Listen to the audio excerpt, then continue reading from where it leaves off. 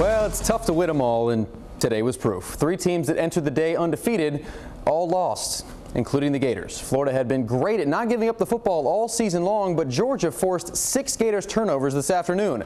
Gators only had 4 coming into the game this entire season, but on the first possession of the afternoon, well, of course, I wouldn't have told you about it if it hadn't happened. Right there, Jeff Driscoll fumbles, and Georgia pounces on it deep in Florida territory. That sets up the first score of the game. Todd Gurley, funny name, no Gators are laughing. 7-0, Bulldogs in a flash, and mistakes would continue for Florida. Driscoll threw 2 interceptions on the day, and he fumbled 4 times. Georgia, they were pretty bad, but Florida was worse. They just kept hurting theirself with all those chances. The biggest flub of the night, 4th quarter. Gators down 8, a chance to tie the game with a touchdown, but Jordan Reed gets the ball poked away, and Georgia recovers to run out the clock. Painful loss for the Gators, who had a chance to win the SEC East Division today. The loss doesn't necessarily mean their title hopes are dead, but now Florida needs the Bulldogs to stumble again before season's end. Dave Worth spent the day in Jacksonville. He has more on a disappointing day for the Blue and Orange.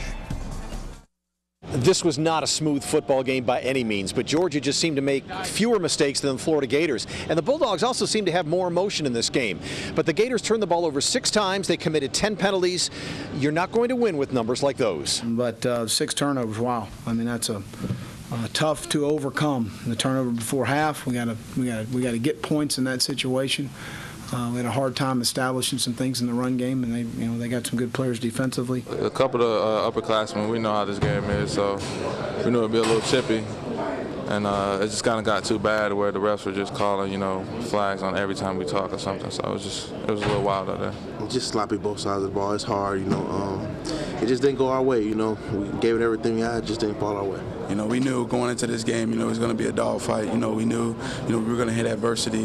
Whether it was in the, first quarter or fourth quarter, we knew we were going to hit it sometime. We knew we were going to try to overcome it. It just comes down to the basics. You got to work on it in practice, and football's about taking care of the ball.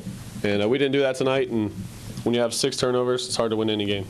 The Gators need some help now if they're going to make it to Atlanta. They have to beat Missouri next week and then get some help from Georgia. Somebody has to beat them, either Ole Miss or Auburn. At Everbank Field in Jacksonville, I'm Dave Worth, 10 News. Thank you, Dave. How about the 12th-ranked Seminoles hosting Duke this afternoon? How about E.J. Manuel looking up top for his buddy Rashad Green? And Mr. Green can take his time. Just jog right in. There you go. 71 yards for the touchdown. They had the extra point at 7-0 early. And then how about Tyler Hunter back for the punt return? And he is gone. No one's going to catch him. 75 yards. Look at him go. He's fast all the way down the sideline, and he's in. And then how about Plant's own James Wilder Jr.? He stumbles in for the touchdown. 24-0 Florida State. Big win for the Noles. They improved to 8-1 and win by 41. Wow. And nobody wants to lose on homecoming, right? Hey, Bulls just want to win. They don't want to lose anymore. They've already lost 5 in a row. They were up 20 to start the 3rd quarter, but back comes Syracuse. They'd score right there to go up by 1. USF fights back. They got a chance on the 1-yard line. 6 seconds to go. Ryan Nassib to Alec Lemon. Are you kidding me? More heartbreak for the Bulls. The losing streak goes to 6 games. USF loses 37-36. I thought BJ competed his tail off. I thought the offensive line was coming off the ball. We ended up playing a couple freshmen up there on the offensive line. There was a lot of encouraging things on the offensive side, but the disappointing part was to have the lead, to go down and kick the field goal to make it where they needed a touchdown to beat us, and we couldn't get the stop. How about the Knights up north against Marshall? UCF scored 4 touchdowns of over 40 yards tonight, including 2 long kick returns for scores. UCF has rushed and passed for over 200 yards. They're on their way to 4 wins in a row in the 4th quarter. Knights leading 47-14. Now throw out the common sense scoring when you start talking soccer. Even if the Rowdies beat the Minnesota Stars tonight, they still may not win the NASL championship. Coming into tonight's title game, the Rowdies trailed the Stars in the aggregate scoring, meaning if you don't win the trophy, well, you didn't have a big enough night. Rowdies need to win the match by 3 goals to claim the title outright. They won by 2. They go to penalty kicks. The last chance for the Stars.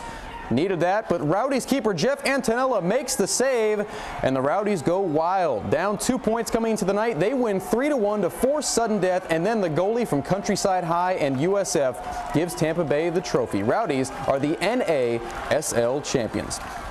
Finally tonight, little baseball. Game 3 of the World Series. San Francisco against Detroit.